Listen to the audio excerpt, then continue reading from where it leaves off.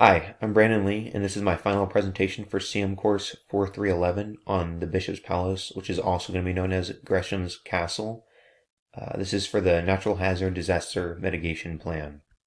The palace is listed under the National Historic Register for Historic Homes. It's also going to be noted as one of the most important Victorian-style homes in America. The structure is 3 stories with an approximate floor area of 19,082 square foot.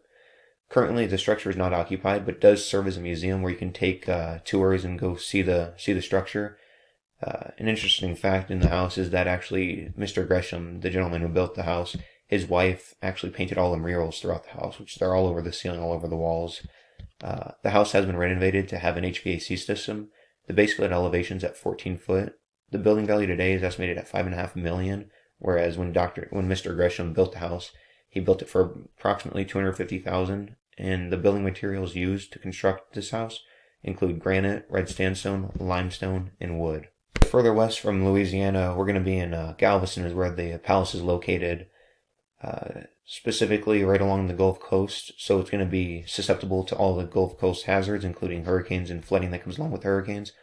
Also, the area has been susceptible to wildfires in the past, which ended up burning down the entire town. Today, there's practically no fires. We'll speak about that in the following slides. So in 1885, the Great Fire of Galveston happened, where approximately 100 acres of the island were destroyed from the fire. This was mainly due to, at the time, the fire department was only 1 month old. They didn't have proper training, they didn't have good equipment. So when the fire came, it basically obliterated the entire island.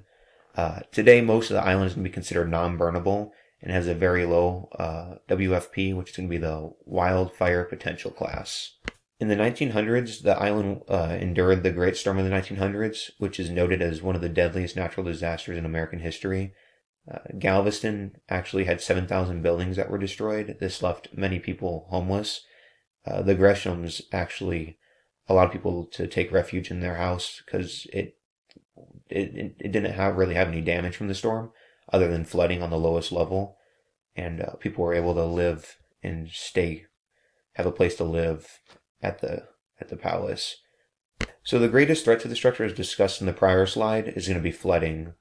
After Hurricane Ike, the management team that runs the palace, they noted that there was little damage ever done to the outside of the structure, a little bit of exterior damage, but the lowest level of the structure actually had about 3 foot of flooding in it. And this area is going to include the office for the management team, the ticket counter, and the visitor center. Key features for the Bishop's Palace are going to include wet floodproofing. As discussed in the previous slide, flooding was a real threat to the structure, such that the entire building is made of stone, so really anything thrown at it, it's a very sturdy structure. It's not going to be knocked over easily, but the water is still able to enter and cause damage to the interior of the structure. So the mitigation plan proposed is going to be the wet floodproofing. This will allow for water to enter and exit the building freely. Pumps will be used to get rid of any stagnant water that is going to sit in the structure that cannot drain. All items at the lowest levels, which included the offices, the ticket counter, and the visitor center, will have an ease of transfer to a higher elevation. All service equipment will be able to be moved to a higher elevation permanently to prevent any damage happening at the lower elevations. Water-resistant materials will be used, such as concrete, stone, tile, anything that can take water damage and not completely be destroyed. The structure will have to be designed for the hydrostatic pressure or be analyzed by an engineer for the wet flood proofing method to be incorporated. As you can see that the hydrostatic pressure in the subgrade basement would cause damage to the furnace and other utilities that are located at the bottom of this image. As proposed in the mitigation plan for the Bishop's Palace, all utilities and furnaces would be moved to a higher elevation where water cannot damage the structure. Water can flow freely through the openings that are provided for the floodwaters to enter and exit. All remaining water, as discussed, will be pumped out to prevent stagnant water damaging the interior of the structure. Tips for my project on the Bishop's Lodge are going to be that the wet floodproofing method was implemented here to allow water to enter and exit the palace freely, as to prevent any damage on the lowest level of the structure.